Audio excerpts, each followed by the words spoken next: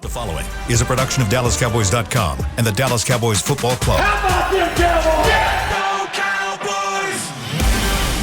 This is the Players Lounge, broadcasting live from Dallas Cowboys World Headquarters at the Star. Now your hosts, Barry Church, Danny McCray, and Newy Scruggs. Here we are. Ready at the to, gun show. That's where we at. That's where we at. You see, Man, you for the viewers online, man. For the viewers, I'm just chilling too. Just the arm, it's just like that. It's just like that. You remember Harlem Nights? When they went to go get Quick, and he say, "Stop shooting that loose." Hey, if you need to know, the bathroom's over there. The bathroom's over there. If you need to know, I'm just saying, it's over that way. It's over that way. If y'all need to know, I'm just saying. Taking protein shakes. Hey, this is a triple XL too. Yeah. All right. Smoothie King did you right. It did me right. Appreciate you, Smoothie King. Appreciate you. He's wearing his son's shirt today. It is the final day of Black History Month, so we can bring you the Players Lounge, brought to you by Hotels.com. Yes. He is the jacked up Mr. Wonderful, the younger version of Ronnie Coleman over here. Somebody get us some Jack Black. His elbows got a little. Get some Jack Black. You're not ashy, are you? It is. It's a little ashy. It's all good because these bad boys right here. You know? Come on, bro. Shad Khan had paid you too much. I'm sorry, there's no excuse for that. Hey, Shad, my bad. I put the Palmer's cocoa butter on this morning. I would, but that be making me hot. Like the cocoa butter be having me sweat more than I do. You good? You straight? Bro, first of all, you the sweatingest dude I ever met in my life. Anyway, I don't think it even more. Yeah, even more. You remember when he was on the back of the bus? Yeah, I thought you was dying. Everybody thought I was dying. I'm like, no, I'm just sweating. No, I hop on the bus. We on the way to the game. Rookie year. This dude, he's sweating so bad that Terrence Newman came up there and was like, "Church, you all right?" I think it was the first game. Was it the first game? I don't it was the know first what game it of the year. was. First game, rookie year. We traveling. I think we're going to Washington to play a Sunday night game. So, first game, undrafted. I'm just glad I made the team. On the way there, I don't know what it was. Something came over me. It's just, I start drenched. Bro, it was, I was like, something going on with this dude. T. Newman threw me a hoodie, man. Hey, wipe yourself off, man. I don't know what it was. Nothing beat Leon Lett at the Super Bowl. What happened with Leon? Drenched. Just the questions and everything. Man. Poor Leon. I mean, you just saw it. Oh. It's right. I've been there, Leon. It was. I mean, literally, you felt bad for like, okay, this dude is nervous with the questions. He's just not ready for it. But Big Cat, he made it through. Big Cat made it through. Oh, by the way, it's Danny McCray. Duke Church. Newy Scruggs. This is the Players Lounge. 1 full hour of football content. They are former Dallas Cowboys players, both undrafted safeties who made the team. None of us had reached the levels of Barry where he got the very large bag from Shot. Here we go, Jaguars. man. You are right about that. I can't believe we do it. Okay. Well, did we lie? Didn't lie. No lies told. No lies told, man. No lies told. So happy for you, man. By the way, speaking of Jacksonville, Green Bay, New Orleans Saints, those are your games over in Britain, the UK games. Could we see the Cowboys going back one more time to jolly old England to play on the pitch against Jacksonville? Tony Romo and those guys did a couple years ago. So they can't wait for Church to come back. I'm tell you what, they know whatever clubs he going to, they get Barry's back. I'll do a slight recap. You know what I'm saying? Since we're gonna bring it up, Hello, we'll do a slight recap. You know, we went out there. We had ourselves a hell of a time. All right. I mean, I'm talking about they started playing the national anthem where we was at. You know, so it was a good time. I'll just put it like that. It was a hell of a time. That's because y'all had bought so much alcohol. Then when y'all ordered it, they start waving the flag for y'all. Okay. Mistakes were made. But once you get to that point, it's like you just like, man, whatever. I don't give a damn. Like, it's one of them situations. A pint for you. Everybody gets a pint. Make it a Guinness round now. Okay. Hey, everybody get a pint. But no, it was just one of those situations. But as far as we talking about playing over there, I hated it as far as playing because now they cut it down to where you just go over there from like a Thursday to Sunday. The time difference. I mean, you're practicing. It's just too much on a player. At least what I thought. But I think the Cowboys did it right when they did it back in 2014. When you wasn't on that squad either. All the good stuff. We went out on a Monday, spent the entire week there. Nobody got in trouble. you know, it was a veteran team, so nobody got in trouble. But you had a whole week to acclimate yourself to the time and getting used to practicing on that grass and all that other stuff. So if they do it that way, I'm all for it. But that short weekend, it's just not it, man. Just not it. All right, so be on the lookout for that. Cowboys against Jacksonville this year. I wouldn't be surprised to see that game moved there at all. Micah Parsons was on the Rich Eisen show last week, and I thought he had some pretty interesting things. One of the things he says is, I need to line up with the best. I want to be best on best. Then he talked about, hey, I want to be on Deebo Samuel. He says, Minnesota, hey, I'm out there covering Dalvin Cook. And then against someone like Mahomes, he says, put me against their left tackle or their right tackle. I'll pass rush.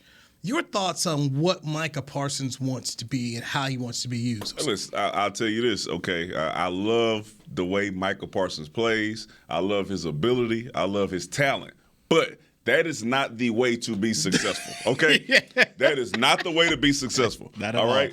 What you do when you're specifically pass rushing is you find the weak link. Matchups. And then you go and get that one-on-one against that player. You don't say, man, I want to go out there against Trent Williams every rep. Mm-mm. That's not the way to be successful. If you want to get them stats and those sacks and be a difference maker, you find the weak link, a guy that you can take advantage of, and you go out there and you embarrass him. Mm-hmm. And you get your sacks, you get your forced fumbles, and you make that type of stuff happen. All right? If you're able to, right, so defensive coordinators, when they see guys like Deebo Samuel and they see guys like Dalvin Cook, smart defensive coordinators do not put their players in one-on-ones against those guys. Mm-hmm. They find a way to make sure that you're in an advantageous position when you get a Dalvin Cook coming out of the flat or running those type of routes, right? No matter how talented you are, you want to make the game easy. You want it to happen slowly, not be in those pressure situations every snap. All right, so I love him. I love his competitive nature. But that ain't the way that we should use Micah Parsons. That's not the way that's going to help our defense be the best defense that it can be. You know, I think you're 100% right on that, D-Mac. You got to work smarter, not harder. And look, I love Micah Parsons and what he brings to the table. I mean, his energy, just his ferocity, just his passion for the game, like I said before, reminds me a lot of Des Bryant, how he goes out there and handles his business. And I'm sure he could be successful if he went out there and went against these guys each and every snap. He would win a couple of those battles because, you know, he's that good of a player. But if you want to make an impact each and every game and be that guy and be that dominant guy, you got to line up for these matchups. I mean, like you said, D-Mac, you don't want to go against a Trent Williams each and every snap. You don't want to go against one of these Hall of Fame tackles each and every snap. You want to get your easy pickings, too. You look at D-Ware when we had him earlier in our career. That's all they did was put him, whether it's the weakest tackle on that side, if there was a weak guard or a weak center, they'd put him inside, blitzing him in there. They didn't always just line him up to one side to where teams can just sit there and say, all right, we're going to focus our line on that side. And he might open up some things for other people on the other side, but this guy won't be successful. He won't make that impact of the game. So with Parsons, I love his tenacity. I love how he does this game and how he goes out there and has that passion for it. But if you want to be that dominating guy, sometimes you're going to have to take, you know, these weaker link guys and make them look foolish out there and get your stats up that way. You're not a cornerback, okay? No, when you you ain't hear going to Jalen Ramsey and them type of dudes say that type of stuff and they go out there and they get the cover best on best, that is an entirely different situation than you being able to run through a Dalvin Cook or run through a Trent Williams and have to worry about what they're going to do, right? All of a sudden, you rushing Dalvin Cook and he running the screen and you got a man-to-man. All of a sudden, you like, oh, man, well, now you got to worry, right? The easiest thing for you to do is go find that weak link and beat those dudes on the screen and make a sack force fumble. So, smarter, not harder, but I believe DQ is He's gonna have him in the right position. Put him in the right position. We saw that throughout the entire year that he took advantage of those matchups. 13 sacks, 3 forced fumbles, 84 tackles for the unanimous NFL Rookie of the Year. Who wants more and wants to be the best? And to me, that's the biggest thing I took out of the conversation was he's not done. Also, he spoke about the playoff loss. Rich Eisen asked a great question. What happened? He talked about he thinks they felt the pressure. And he said, I don't want to go into making excuses, but he also, the first thing he brought up, which thank goodness, he brought up the penalties. That's good. Brought up the penalties, and he said too many on third down, which you guys played the game. Yeah, third down is where the game is made. Won and lost, right? So deflating to get a penalty on third and 5, and you stop them, and you thinking, punt unit's ready. Let's go punt safe, and then you see that yellow flag out there. It's demoralizing, especially if you're like on that fringe zone, that 50-yard line, and you stop them on third down, and they get a whole new set of downs to get back and field goal. Man, it's depressing, man. It takes a lot out of you. Especially because if it's self-inflicting, like an offside, offsides or like 35 offsides, all to get first down. You like, come on, bro. And you in the huddle. Like, look, guys, they're gonna try to draw us off. Just hold your waters. And there's always that one guy.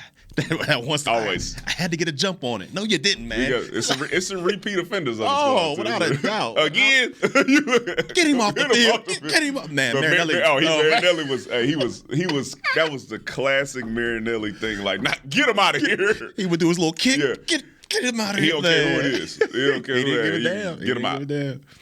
So how does Mike McCarthy go about fixing that? I mean, this was a tragic issue of last year's football team, was the penalties. And he talked about correcting it in the offseason. He said during the year that it wasn't uncommon for his teams to have high penalty rates because they're changing the program. So from whatever it was, Jason Garrett to him, and he's so that was his kind of rationalization. Offsides is offsides. Ain't offsides is offsides, okay?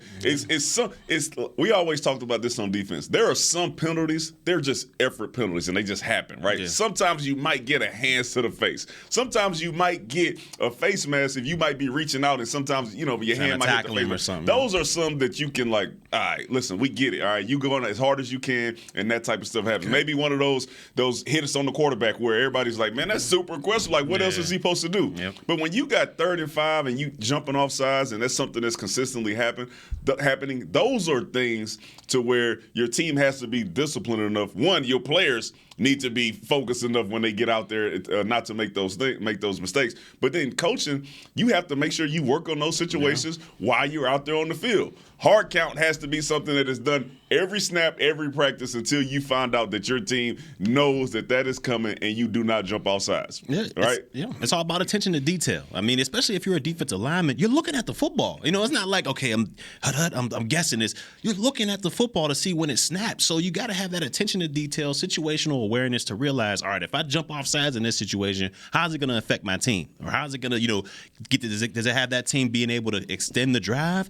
I mean, those are little things you got to think about, especially on the defensive line and a penalty like that where you can control all of it. Like Danny said, you can't control sometimes with a face mask or defensive pass interference. It's a judgment call. But if you can sit there and look at the ball and you're still jumping off sides, that's a problem. You got to have attention to detail. Randy Gregory's holding, like those are things where you say, man, guys, that's a lack of focus in that moment. And that was a frustration. Game, right? It's just frustration. Like those are things that you can work on. You talk to those specific players, or you put them in those positions and you say, this is how. Like, see what just happened at this point, right? All of a sudden. And sometimes it didn't even happen. We used to be so mad at coaches, right? JG would come out there and then it'd be a incomplete pass on 3rd and whatever, and the defense think we won. And he'd be like, oh, no, we got a pass interference, right? Just to show you the impact that would have if you do commit one of those penalties in those situations. And most of the time it worked out, right? You see how angry somebody is, right? And then you get one of the leaders come in and say, hey, man, we got to tighten up. Yeah. Right? And then it also helps you say, now it's time for us to refocus. Okay, it may have been a BS call, but now it's time for us to refocus and get back on track. That was my next question, was just, as you guys are former players, what's said in the room when you see these alarm? I mean, we're talking about 10, 11, 12. I mean, these penalties were crazy that the Cowboys were getting. I think it depends on who's getting these penalties. Now, if it's like a guy, like a situational guy that comes in every now and then, and he's costing the team penalties like that, then of course he gonna get jumped on pretty bad. But if it's like a D Law or like a Randy Gregory or somebody like that's causing these penalties, they should get on or get attacked just like this other guy did. But I'm telling you, it doesn't happen that way. Okay, now, and I'm not trying to pick on him, but he had some moments where teams are going at him. Anthony Brown. In a game like Thanksgiving, where they're going at a guy like that, and boom, they're just happening like that. Is there anything said amongst players, or during the game is that put on coaches? And then after the game, is anything said? No, I think in a situation where you have a guy like Anthony Brown, at the start of the season, even us, we're like, oh man, like we're not sure what's going on. Mm-hmm. But then you got guys who throughout the season show you that they have the ability to cover guys without making those mistakes. Cornerbacks specifically have a harder time than anyone, right? Because the position that you play and the way that the game has changed, those type of situations are going to happen, right? You'd be like, I didn't even do anything to this dude, and it's a pass interference. If you go back and look at some of the stuff that he was called for, some of it is questionable, right? And the players and the coaches see that. So sometimes you'll see a coach come in the locker room and say, man, we get it. Like, we understand, but you just got to find a way, right? You got to find a way. And you can tell the tone of the coach when he knows, like, man, ain't really nothing we can do about it. And in some situations, you got to go back out there when we watching them do one-on-ones, that's when you see it. Hey, make sure you focus on not grabbing the jersey. All right, we want to see you make a concerted effort not to grab the jersey, because this is what they continue to call you for. Yeah, I think it's definitely got to be, on the coaches to help correct that guy and get him in the right direction. When we talked about Anthony Brown, I definitely think it's, Joe Witt and those guys got to come together and say, all right, this is what they're calling you for. You may want to, slack off on this a little bit or make an adjustment here with that. But I don't think it's a lot of players coming and saying, hey, you got to do this, that, and the third. Because if you're a corner, what's a D lineman going to come over to you and say, hey, you better get your feet right. You better stop holding, or a linebacker, hey, you better get underneath that. You can't, no, you guys, I think it has to come down to the coaches, and I think that's where the players respond better with the coaches talking to them rather than another player coming and saying, hey, you better get right. So McCarthy likes to use word like point of emphasis. So this will be a point of emphasis for the Cowboys going to the offseason. Cowboys owner Jerry Jones clearly was upset after the season about the penalties, and he basically said, we saw this happen week one. Why did this happen all year long? And I think that's a legitimate point made by the owner. There's some people out there that don't like it, want the owner to say things. But to me, the owner is saying really what the fans are saying. And people in the media are saying, well, why isn't this being corrected here? Because it is costing you games. And we saw it in the playoff game cost you. And to be fair, some stuff you just can't correct because some of it is just the caliber of the player that you have. Like when we were watching our left guard, our left side of the line, and you say, man, these type of things are happening, sometimes you just get ran through. and you got to grab to protect your quarterback. So sometimes it's the discipline of the players based off how the coaches are coaching them. And sometimes it's just, hey, man, some players just aren't good enough not to put themselves in that situation. So do y'all think, I'm going to ask y'all this, do y'all think it's more of an accountability issue? Like on that one issue where we're talking about with Randy Gregory, I think it was a playoff game, like a 3rd and 5. And he just randomly just went out there and tackled the offensive lineman. Like he tackled the guy out of frustration maybe because he wasn't making a lot of plays out there. I'm not sure. But do you think that's more of an accountability issue? Like, man, damn what these coaches say, I'm going to do me. Or do you think it's just, hey, man, he just had a brain for it? I think it was a brain for it. I think it was one of those lack of judgment in that situation, which we've all had, right? Oh, yeah. When you see guys, and a lot of times you don't get called for it, but you might go push a guy in the back or you might talk mess a little bit too much and you might not get called for it. But when you get back to the huddle and your teammates are telling you, hey, bro, you got to calm down with that, chill, right? Yeah. Then you had one of those lack of judgment moments. And I think that was what Randy Gregory had in that moment. I don't think that's anything you can coach. I don't think you can't be out there and be like, hey, bro, we're going to run this play and don't grab him, right? Like, you just got to tell, hey, bro, come on, man. So what you about better than that. That old line you would hear coaches say, either you're coaching or you're letting it happen? Well, they're telling him. One, he knows that he messed up. Yeah. Two, somebody's going to tell him. But that's not something that you take out there and you put in the script and say, all right, hey, come on, bro. Because one, you know that's not being coached. So they don't even know where that came from, right? They just know that he was out there and he just made a mistake. It was a bad decision. Yeah. So there's no fear of, hey, man, just cost us a 3rd down. Now we got to run out there again. It's a fear, but I mean that don't stop. You had a lack, right? People get in situations to where their emotions take over. It's an emotional game, and as long as it's something where if he did that the next play, then yes, that's like all right. Listen. So let me ask you this. I'll start with you, Barry. What is your faith that Mike McCarthy can get this fixed going into 2022? Going into 2022, I'm gonna give him a 6 out of 10, thinking that he can change this just because he has a more veteran team than he had in the past. So I think I give him a benefit. I think he can get it maybe a 6 out of 10. The reason I don't think it's a 10 out of 10 is because I feel like Mike McCarthy. I'm not saying he doesn't really do much, but when he's on the sidelines, it's to me like I never see him going out there. Hey, come over here. Let me talk to you for a second. I never see him that. It's always the coordinator's doing something. He's just over there, kind of sitting there like this. Not saying that he doesn't make adjustments during halftime or anything like that, but I just really don't see him getting after people when they make mistakes during the game. Oh, say he's not doing much by saying he's not. Okay, all right. Listen. So defensively, I think ultimate faith in Dan Quinn. I think he's going to be able to find some of those situations. Put him on whatever vision, on Quinn vision. But what about McCarthy? And let you know. Saying McCarthy. That's what I'm saying. Defensively, this is why I'm going to give him an 8 out of 10 because I think that Dan Quinn is going to handle his defense. Offensively is where you're going to have to figure out how you get some of this stuff fixed. And that starts, to me, with the offensive line, right? So I think you're going to see some new guys coming here on the offensive line because I do think that the lack of ability that we had, specifically on our left side, caused some of those penalties. For you to your footwork, maybe you're not big enough, maybe your anchor's not right, and then all of a sudden your bad offensive line play turned into penalties that you shouldn't be getting. So I think bringing some new players in, I think that's going to help, and I think Mike McCarthy will get that right. Cowboys have the 24th pick in the first round of the draft. We have talked about the offensive line. I'm going to bring up a very interesting point about the offensive line and first-round draft picks. I wanted to save it. I didn't tell you about that. Let's dive into that next with Danny McCray, Barry Church, Newy Scruggs Players Lounge, brought to you by Hotels.com on DallasCowboys.com radio. At Smoothie King, we are blending goodness to fuel your greatness. Every blend is crafted to help you achieve your health and fitness goals. Smoothie King uses only whole fruits and organic veggies. You'll never find sugary syrups or artificial flavors, colors, or preservatives. And unlike some other smoothie places, there are 0 grams of added sugar in many of our blends. Smoothie King is proud to be the official smoothie of the Dallas Cowboys. Place your order in the app or online for pickup or delivery. Smoothie King, rule the day. It's game day. You know what that means. First, kebab prep. Steak, pepper, onion, steak, pepper, onion. Next, a counterclockwise lap around the room. Now the lucky grease-stained jersey goes on. And lastly, the dance. You know the one. This is a game day ritual no matter where you are. Whether you're traveling to the game or watching from your favorite vacation spot, book a place to stay on Hotels.com and keep the tradition alive and well. Hotels.com, proud partner of the Dallas Cowboys.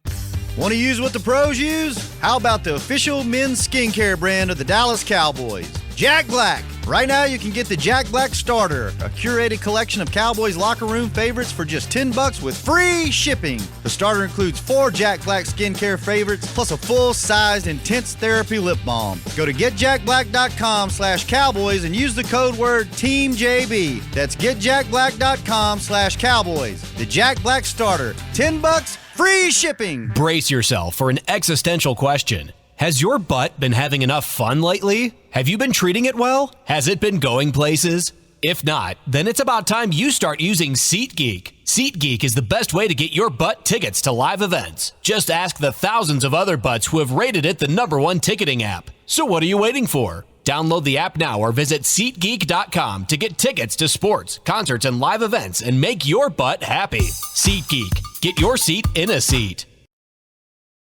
Back to the Players Lounge. Attention, Cowboy fans, there is a new official razor of the Dallas Cowboys, Shave Logic. Shave Logic is proud to offer Cowboy fans a special upgrade for a limited time. Visit shavelogic.com and get a free $10 gift card with your purchase. Go to shavelogic.com now.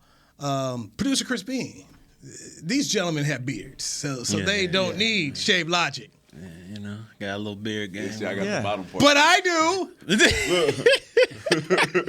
I do. You can even use Shave Logic on your head. Oh yeah, up top. So, up top. You know. So yeah, man. I mean, So I gotta put a word in for you. I mean, I would like to try. Yeah, me too. I'm just waiting for y'all to come in with a Band-Aid on y'all head because y'all done moved too fast. It happened a couple times. I done had, and they don't stop bleeding either. Them things just talking. I think Chris has a hat on.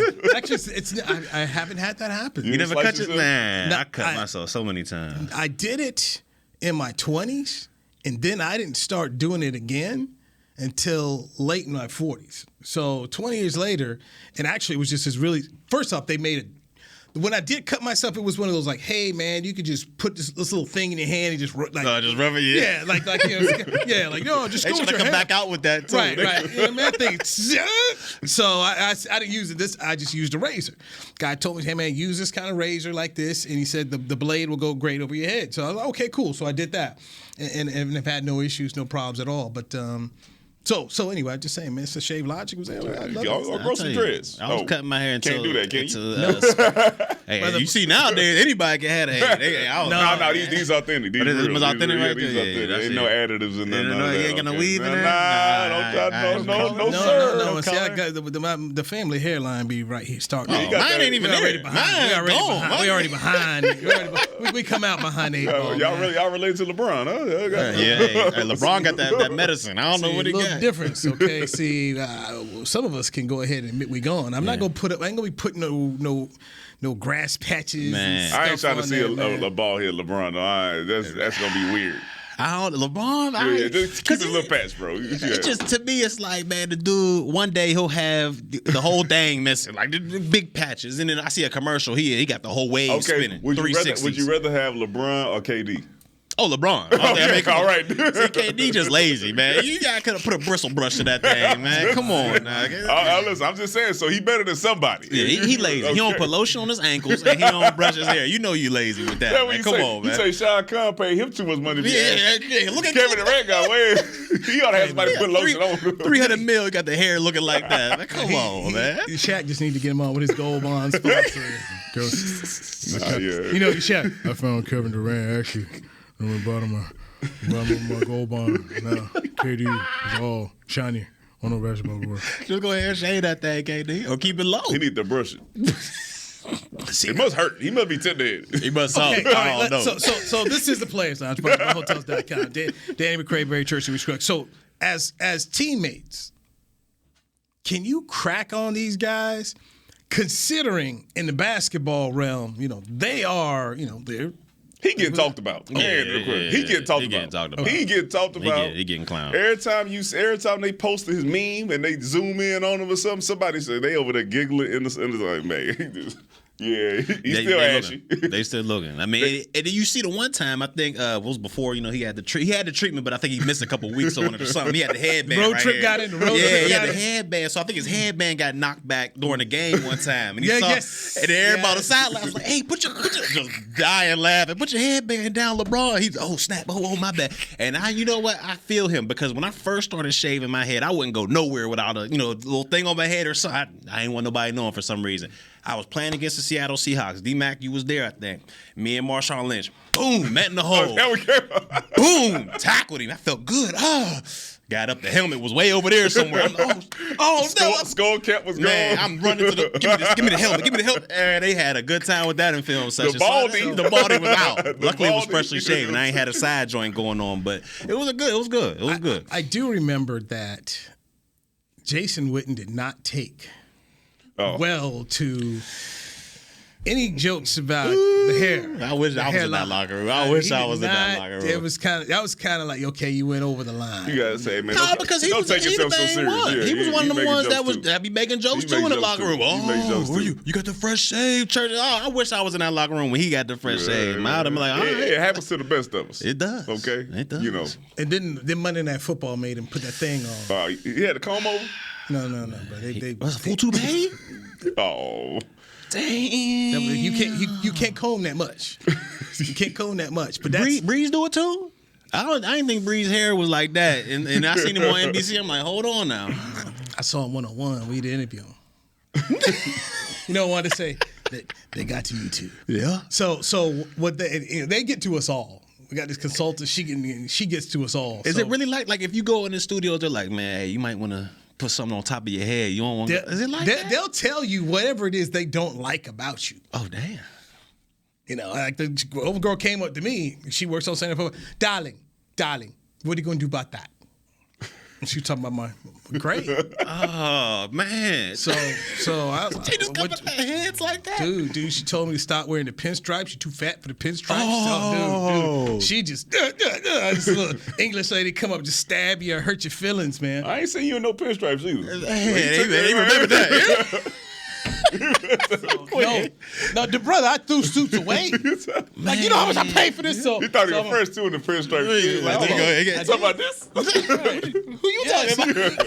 All right, so I'm gonna pull this on out here. So I'm gonna go in the bag. In the goodie bag. So a lot of burnt orange going on right now. This wasn't planned either. So let's see what new we put up out of this is brow gel. So, like I said, I got grays right here. Okay. So she's like, darling, what are you going to do? So before I go on there, I put this on. Oh, man, look, the tricks of the trade. But the tricks of the trade. I would tell my wife, where you get that from? Sephora? Yeah, look at that. Ulta. Ulta? The little Ulta store. And then you can just wash it out. Yeah, man. So that's what I do before I go on TV, man. So I didn't even realize that you didn't have no gray on TV. Yeah, I just realized. So right there. So this was I'm growing low on because I was at Super Bowl. But yeah, man. So I just put it on just like that. She's like, darling, what are you doing? I can't believe all tricks of the trade out here, man. Let me find out you got a brow. You see one little gray hair. I'm gonna be Let me find you got a brow. Now here's what you don't want. You don't want to find yourself out here like Rudy Giuliani out here sweating and like ink spots are coming all down on you. You don't want that. Look, Carlos Bouger used to have that spray paint hairline on. Right, Man, so, I can't do it. So that's just one of the things. When I saw Drew Brees, I'm like, okay, I got it, man. They get us all over there, man. They telling you.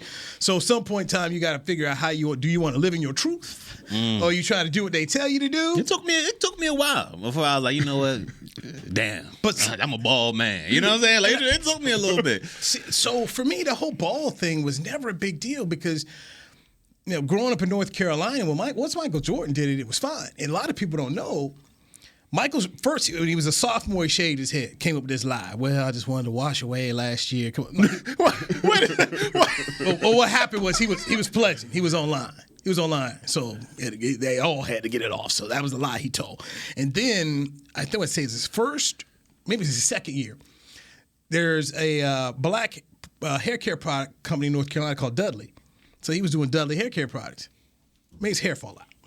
That's how he lost his hair. He was using Dudley hair care product, and then he just shaved it all off. Because people were like, man, what? I mean, what LeBron got, Michael was kind of even worse. Because they're like, what's up with Michael's hair? And that was back when you wanted to have hair, and there was no social media. But his hair was just falling out, man, like in clumps. And then he just shaved it off, and that's how he got to be what he was.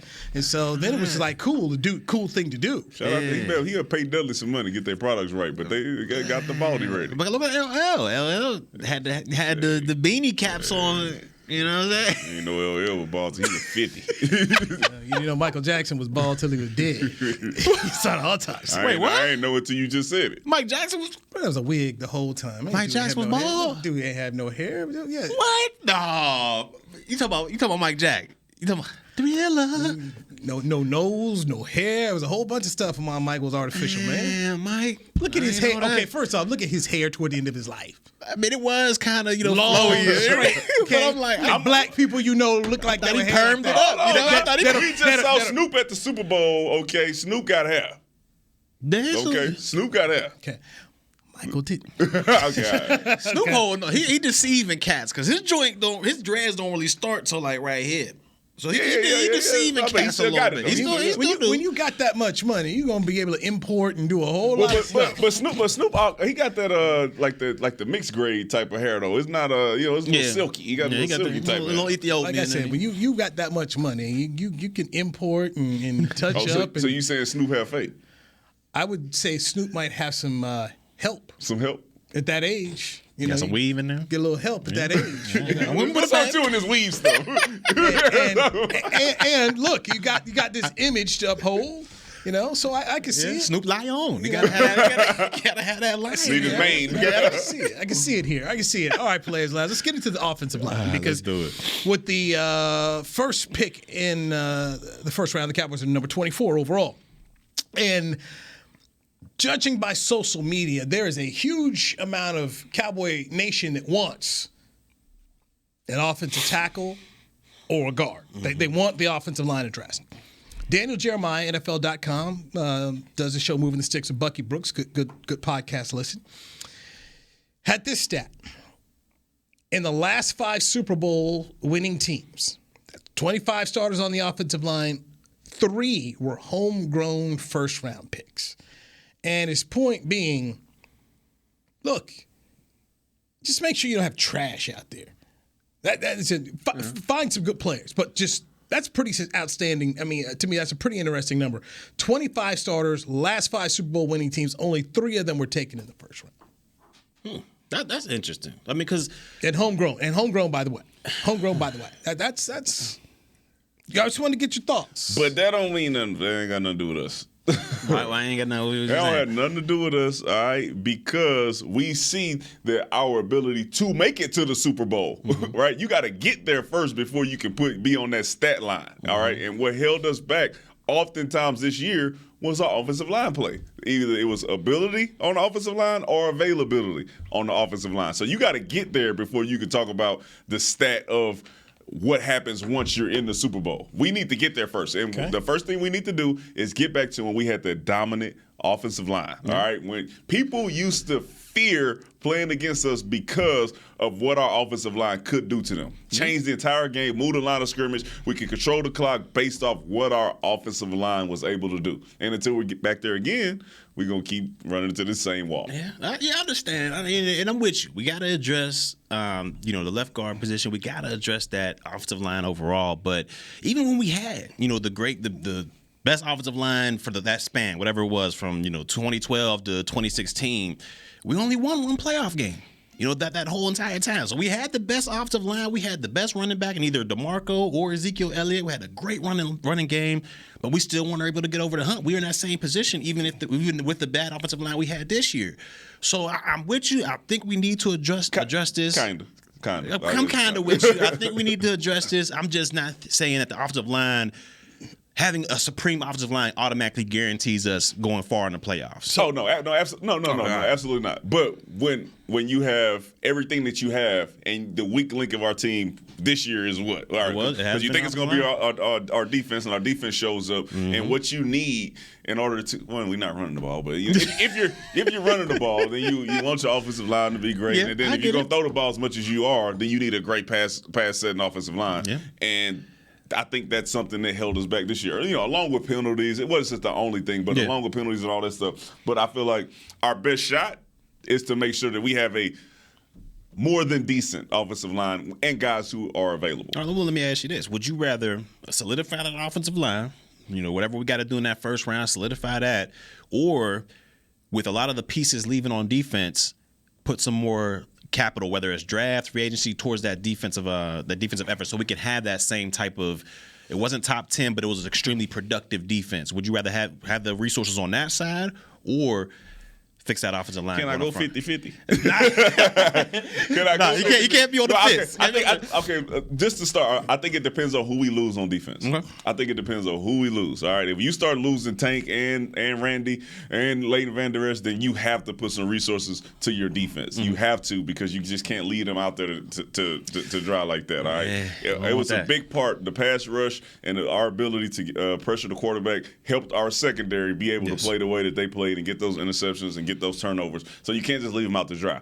But our offensive line needs to be fixed. So if I'm ranking them priority wise, offensive line, okay, and then I'm going those defensive pieces. Okay. Looking at the All-Pro, the best of the best this year, the offensive line spot. Just going to go through the first and second team guys. Left tackle, Trent Williams, first-round draft pick. Deserved. Rashawn Slater, first-round draft pick, second team left tackle. Left guard, Joel Bitonio, Cleveland, second-round pick. Quentin Nelson, second team. He's a first-rounder, right? First-rounder. Mm-hmm. Jason Kelsey, center with Philadelphia, fifth-round pick. Corey Lindsey, second-team All-Pro center for the Chargers, fifth-round pick. Right guard, Zach Martin, first-round pick. Wyatt Teller of Cleveland, I want to say he is a fifth-round pick. So you got him, and then over at the right tackle position, Tristan Wirfs of Tampa Bay, first-round pick. Them tackles in the first round. Them tackles in the first round.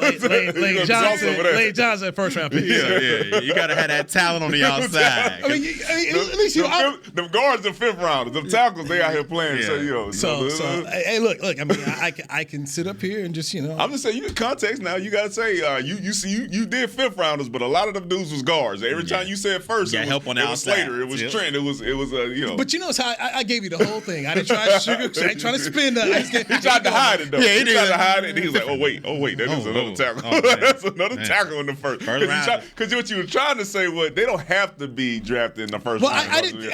But the All-Pro list shows you that those tackles are usually drafted in the first round. But what I wanted to do was like, okay, let's look at the All-Pro list and see what's here. And then, okay. Well, what happened was, Can you get a premier tackle at 24 though? Like, can you get one of those guys? Yes, the Saints got that Ramczyk. Ryan Ramczyk is down there. They got him late. Yeah. I think it all depends on like the needs of the teams and how many quarterbacks are available, how many whatever. The quarterback market, if you get 3-4, then you can have the opportunity. So basically, if you get those, the quarterback, you get a draft of quarterbacks, some pass rushers up there, and people fall in love with these receivers. You can see some of these linemen drop down. Okay. But there's there's no doubt, man, that what they've done right here in terms of this All-Pro team. Okay. You got to invest. You got to invest, And then when you think about it, Trent Williams, you don't have to be homegrown at that point because you got a guy who was in Washington and then now he's in San Fran. Which is absolutely that just shows you how bad that franchise is. I mean, how does a guy like that get away? That man said, "I'm not playing." That's how he got out of there. I retire. He held their feet to the fire and said, "Well, do what you got to do." And he said, "You misdiagnosed me. I don't like how it was. I don't trust you no more, and I'm done." But that's just one reason why Washington has struggled so much. I mean, you can't let a Hall of Fame type talent like that get out the door over this. In his prime, too. In his prime. He's still on the cusp. This guy goes over here to San Francisco and help make them all pro, but also helps them make a Super Bowl run. Yeah, that's how important offensive line is, right? When you start doing the scouting report and they be talking about people who might not play, and a left tackle is a guy you like, oh man, he's a game changer. Not just in the pass, right? Because you holding off the best pass rusher, but for the tone of your offense. Like Trent Williams was setting the tone for the offense. Like, he's out of the game, then we're not sure what these guys are going to do. Like, he only played one side. Yeah. I mean, what offensive lineman is leading the team out of the tunnel? Like, that has never happened before. It's either the quarterback, wide receiver, maybe a runner. You got Trent Williams holding the boombox, leading the team out there. This just shows you how important he is to that team. And I give Kyle Shanahan a lot of credit because the guy went from Joe Staley and went out there and made the deal with Trent Williams. So he understands, okay, I want to run the football. I also want to be able to throw it. I got to have a good left tackle. You say you want to do both, run and throw, huh? Balanced. Got a good balanced attack. And he ain't got to say you got good running backs. This dude, whoever you put in there for the 49ers, especially, I think it was like 2 years ago, I'm playing fantasy football. I'm like, whoever is on the 49ers starting that week, you better play them. And they were going out there getting 160. Look at the sixth rounder this year. He went all over a stack. That comes from his dad. I mean, his dad was out there making, hey, Clinton Porter's going down the road, man. We'd be good. Give me that corner in Champ Bailey. And he just kept on Ruben Drones and all these. Like, who are these guys? Making it work because, because your offensive line is ready. Your scheme is ready. Yeah. What are the dumbest deals ever?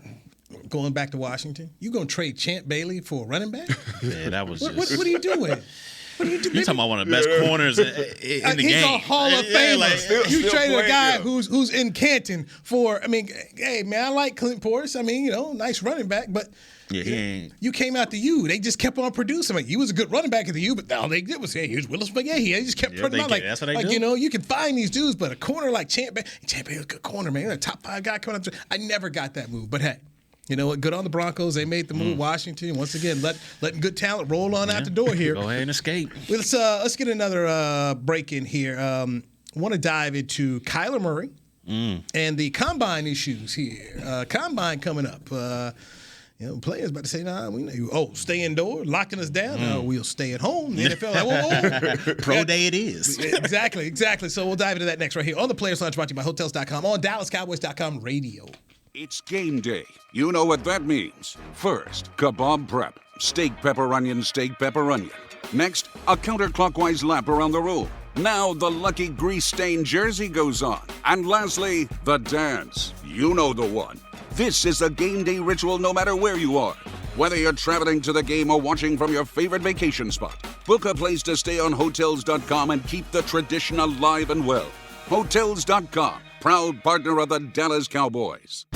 Want to use what the pros use? How about the official men's skincare brand of the Dallas Cowboys, Jack Black? Right now, you can get the Jack Black Starter, a curated collection of Cowboys locker room favorites for just $10 with free shipping. The starter includes 4 Jack Black skincare favorites, plus a full-sized intense therapy lip balm. Go to getjackblack.com/Cowboys and use the code word TEAMJB. That's getjackblack.com/Cowboys. The Jack Black Starter, $10, free shipping. At Smoothie King, we are blending goodness to fuel your greatness. Every blend is crafted to help you achieve your health and fitness goals. Smoothie King uses only whole fruits and organic veggies. You'll never find sugary syrups or artificial flavors, colors, or preservatives. And unlike some other smoothie places, there are 0 grams of added sugar in many of our blends. Smoothie King is proud to be the official smoothie of the Dallas Cowboys. Place your order in the app or online for pickup or delivery. Smoothie King, rule the day. Brace yourself for an existential question.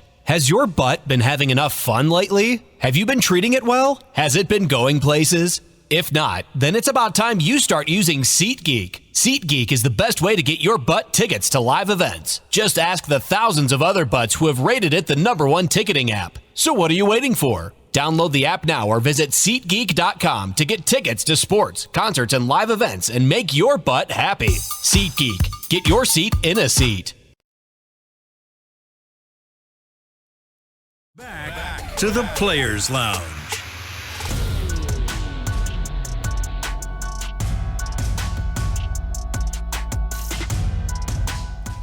Registration is now open for Dallas Cowboys Youth Football and Dance Academy camps.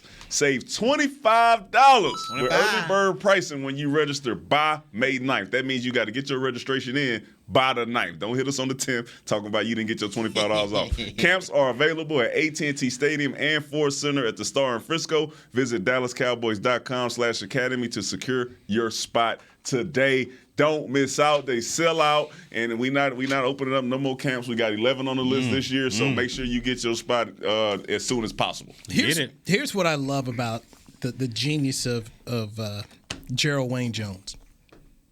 Frisco, Arlington. A lot of times, people who don't live here don't understand. It's a long way away. Yeah.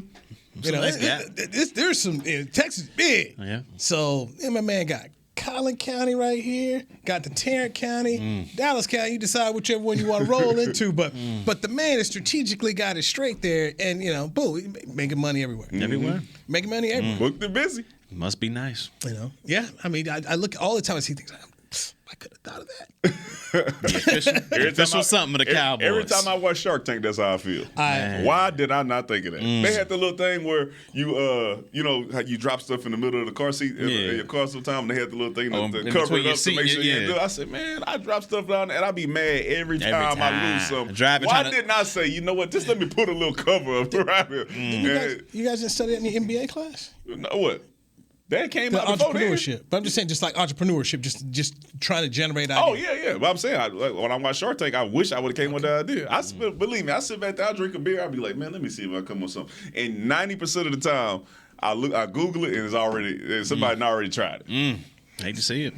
But did they try it the way you want to try it, there were rental car companies, and the National came out here and they did their thing. So you could come up with something a little bit better. You could take something and just say, "Hey, let me tell you something. I ain't doing it." Okay. All right.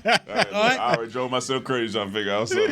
Danny McCray says, "I'm done. Well, maybe Barry Church. Maybe you got the ideas. You never know. You never know. You never know. Something to help us show up on time." Hey, I was 5 minutes early today. 5 minutes early today, man. I haven't made it on Coughlin time. I wouldn't have got fined from Coughlin. I'm gonna come up with that's for men. You know what? Hey, cut the mic off, okay? Don't steal my idea. You see what I'm talking? Yeah, for men, right there, man. When you get your grades, I'll get you a little. Yeah. I thought they had just for men. Yeah, just for men. See what I'm saying? I got to do it a different way. Got to do it. Okay, there you go. That's the thing. Yep. How can I make this a little easier, and how can you do it just a different way? So therein lies that. That's what you got to do right there. Combine's coming up here. NFL tried to sit up here and tell players, you all gonna be on lockdown. Sit in your room. Right up in here. Shh. They say, you want to bet? Player agents were like, no. No, because we got business conduct. You got to meet people. Players are like, no. So, and it's just so funny because the NFL act like COVID didn't exist during the Super Bowl. Playoffs, ain't nobody had COVID out of nowhere. Right, nobody tested positive. Everybody was good. It was funny because when we were going out there, we're like, well, what if something happens to COVID? I said, ain't nobody COVID though. It's over. The NFL is over. Super Bowl over. Tell Anthony Fauci, don't call us. Leave us alone. They blocked him for a week. Right. Don't answer that. Call ain't going through. Right. There wasn't no sickness. There wasn't nothing out there. Everybody was fine for the Everything Super Bowl. was 100%. But now, for the combine, COVID is back. hey guys, COVID's back. Lock it up. So I thought it was clever by the H to play. Like, we're not going to do this. And the NFL, oh, by the way, has a whole couple days of television they've got to broadcast to you. So, when the top player's not going to be there and, you're talking about a percentage of maybe, 25 to 40% of these guys saying, I'm out, all of a sudden, going down the road. It's all good. Talk, open things up. You can go get something to eat over there if you want. You good? It's a business. It is. you start messing with that bottom line. You mess with that bottom line. Switch it up ASAP. Figure out a way. We just needed to talk about. Yeah, it. check so out. I found it very interesting there. So when it comes to this combine, what frustrates you about the process as a player? My experience. It was just the waiting to actually get to do the combine drills. Like, you there a couple of days before you even hit the field to run your 40, to do all that good stuff. You're there like 2 days earlier. You get your height, your weight, which is all good. You get all that done. And then you just got meetings on top of meetings on top of meetings. And you don't have enough room to actually. You can't go to the Indianapolis Stadium and go in there and work on your 40 times, work on your get outs, anything like that. You're stagnant and you're in meetings in your hotel. Meetings, then you eat. I mean, there's no real football going on until you get to the combine. So that whole waiting process for me, and they're poking and prodding you and you're stretching you this way. And you had a hamstring pull back in 2005. How you feel about that? I'm like, man, I don't remember that. Like, I don't. They ask you all different types of questions. I'm just trying to get to the football situation, and then you got meetings with coaches, and that part's cool because you're breaking down NFL defenses. Like, I went with Brent Maxey, who used to be the defensive coordinator or defensive back coach here with the Cowboys. And he was putting me through all the coverages the Cowboys do. So that's pretty cool. But outside of that, I mean, it's just literally your hotel room. You're getting poked and prodded by doctors. Hotel room, eat. Hotel room, doctors. And then you get to go to the combine and actually do the things you want to do.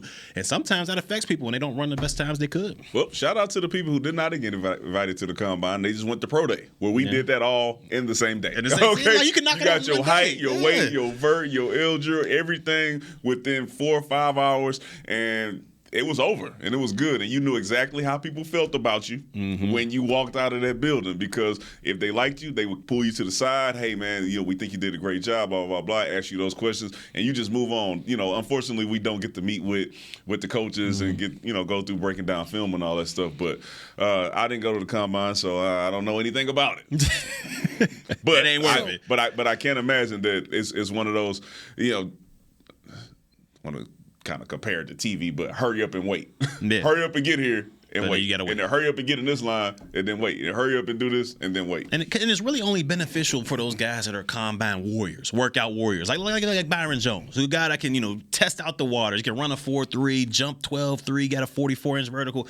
That's where the combine is great. But then you got guys like a Cooper Kupp who, may run a 4.6, might not jump as far, might not, his numbers might not be great, but he's a hell of a football player on the field. So it's just, in my opinion, I think sometimes these coaches and these organizations, they put too much stock in how fast this guy can run the 40 or how how explosive he is. Can the guy actually go on tape or get on the field and put out good tape like that? I don't know. So let me ask this question, and this is just from the only thing that I can compare it to, not being an elite ball player like you guys were.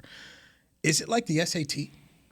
From the standpoint of, hey, here's a standardized test. They make everybody go and use it. But at the end of the damn day, you arrive on campus, either you can get it, you can't get it. And then, of course, nobody knows who's going to arrive on campus and start drinking like a fish. Or, there's all these other things, how much you really don't love school or you can't operate being out on your own. That is it. Do you ache it to kind of that situation a little bit? I would say yes to that extent of, like, one, you could pass the SAT and football-wise. You can pass the combine and get out there on the field and suck at it, right? Or you could suck at the SAT, and because you're a great football player, SAT being the 40 and all that stuff, but you're a great football player and you can get out there and show some stuff that you weren't able to show just by running the 40 or getting your hand measured or doing the drills that they making you run through while you're at the combine. So to some extent, yes, some of it is very unnecessary, but they do have some guys to where it's beneficial for them to talk to coaches, guys who have behavioral issues. You know, and they want to figure out if this guy is really a good guy or if he's going to continue to be what they heard he was while they're in college. So it's beneficial to some standpoint, but when you talk about just the measurables of 40s and all this other stuff, sometimes I think it does get taken a little bit too serious. I think it does. It gets overblown. I mean, look, disrespect, but our friend, Kwasi Owusu-Ansah, perfect example. Yeah, he's part of your dog team. He went to the combine and destroyed it. Ran great, jumped out of the gym, reps, everything was smart on the board. Like, he did everything great. The Cowboys drafted him in the 4th round as a safety. Me and McCray come in here. We're all in, rookie camp and all that good stuff. He's a 4th round guy. They're doing everything to get him in there, but he just couldn't play. He just wasn't that good of a football player. And me and D-Mac, we went to the combine. Our numbers were nowhere near as good as his, but our career on the field and actually being football players, we ended up being a little bit better. So it's just... I will say this, and I'm gonna give you some props after I knock you down a little bit. My numbers were great at the pro day. Yeah. But the one who was most successful probably had the slowest. I had the worst. I had the worst out of everything. So sometimes it works out that way, right? I played longer than Kwasi. You played longer than me. You made more money than both of us. Like you had a longer career, but you had your times. My times was measurables. Like I was a 4.6. These dudes was what 4.4. Kwasi was a 4.3. 27 times. All that good stuff. But being a football player sometimes. That those numbers don't tell you how good of a football player you are. How much does it matter just about the scheme fit you're going to? I think that's huge. Look at Curse. I'm about to say, look at Curse, who was he couldn't crack the field really in Detroit and Minnesota, and then Dan Quinn gets his hands on him, and this guy was, on the cusp of being a Pro Bowler. So I think scheme has a lot to do with it. I mean, look at before, when was it Marinelli's system that LVE and Jalen Smith were under? Yeah. They Pro Bowl, they were, the 2 best tandem in the league. Then Mike Nolan comes in here, and then boom, they fell off the earth. That's how important scheme is, because I think a lot of times here, specifically when I was playing and when you were playing, we tried to make things like interchangeable, right? It was like, all right, you play strong, you can play free. But me and you both know that strong and free ain't the same. If you play weak linebacker, then you can play Sam linebacker. They not the same, because they try to make it say, well, you just lining up on a different side of the field. Mirrored positions. They're not mirrored positions. And I think a guy like Dan Quinn coming in and saying, this is what Curse can do. This is what he's good at. I think we heard Will McClay say the same thing. We know how to put guys in the correct position. All right. And those things are not interchangeable. A strong safety who can get down there and cover a tight end could not necessarily get back there and play the middle of the field. That's probably not what he's good at most of the time. Let's end it right here, as we were running out of time here on the Players Lounge, brought to you by Hotels.com. Cowboys have already gone through their whole quarterback contract situation. Here come the Arizona Cardinals dealing with Kyler Murray. Kyler Murray's been in the league 3 years, made the Pro Bowl 2 out of 3 years. Rookie of the Year, just led them to the playoffs. His agent comes out, and Kyler Murray, they pay me. Come on out, show me the money.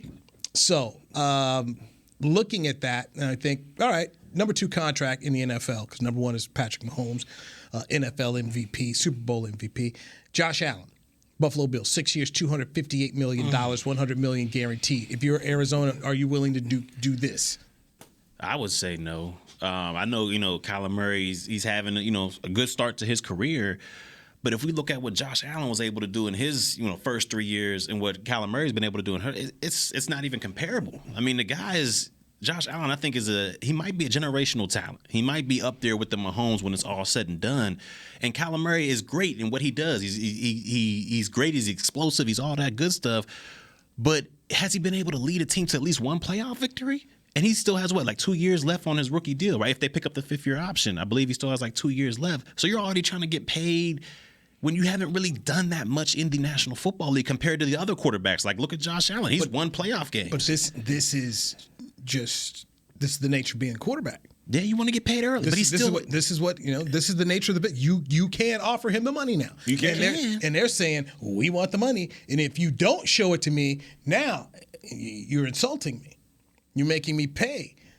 But what you gonna do? Yeah, well, he's in the contract. He can hold out. What are you gonna do? You're your third. You said he's going into his fourth. They can get him on the option. I would not pay him this year. No. Do I think he will be worth the money? Yes. If he continues to go on the path that he's on now. We saw what Arizona was when he was out this year, and then when he got back, he was a little rusty. But they were still a much better team. They were missing DeAndre Hopkins, so I think they have the pieces and they need him, but I don't think they need to pay him this year. I think it's quite early. Yeah, especially when you think in MLB. Yeah. He ain't the because when did Josh Allen? Did he get paid with 2 years left, or did they pay him with just a year left? I forget which one. I don't know. I know he got paid early. Josh Allen is much different than exactly. The guy he's won. He's much different than Kyler Murray. He out there in Buffalo. So I hear your points about Josh Allen. But the agents don't hear it. They're just like, hey, my guy, it's my guy's time. You know, when it was Jared Goff's time, boom, he was here. Carson Wentz's time, I mean, that's just kind of how it goes. You know, when Jimmy Garoppolo it just keeps going. Well, you better look at Dak Prescott. That's what it is. Yeah. look at that. He was patient. And once again, that's what I said. The Cowboys went through it. That was a different way of going about it. I don't see Kyler Murray being a patient guy like that. I mean, we saw how he was at Texas A&M when Kevin Sumlin wouldn't commit to him, and they had Kyler Murray and they had Kyle Allen, and both of them were like, pick one, and someone like, I don't have to. Kyler Murray like, fine, I'm leaving. And then Allen said, I'm leaving. Then he was left with nobody. Yeah. Then eventually he wasn't coaching at A&M. Man, if this cat talking about he gonna leave the NFL, let him go. wait. This year, next year, you know, if he continue to do what he's doing, and they actually make a run in the playoffs, then you know you might have a different conversation. But yeah, I need to see a number. And I need to see a number. Like, what is the number before I say no? Because if he's talking like 25 a year, okay, here you go. So he ain't getting no 25. Yeah, but if you want 40 a year, man, hold on, Playboy. Well, I'm just going to sit here as we wrap this up. The agent is going to look at Josh Allen and say, I want to beat that. So if it's 6 years, 258, this guy's going to sit up here and give me 6 years, 260. I mean, that's what agents do. You know, they're not. If his agent doesn't beat the Josh Allen contract, you know what's going to happen in the agent game. They all circling like sharks. Man, that dude ain't no good. Ain't no good. Get rid of him. You got inflation, rising price, the TV contract going up, but you can't get your guy more? That's how that game works. Barry Church, Daniel Craig, Newy Scruggs, Players Lounge. Happy Black History Month, gentlemen. Let's do it again next Monday right here on DallasCowboys.com radio. This has been a production of DallasCowboys.com and the Dallas Cowboys Football Club. How about this, Cowboys? Yeah!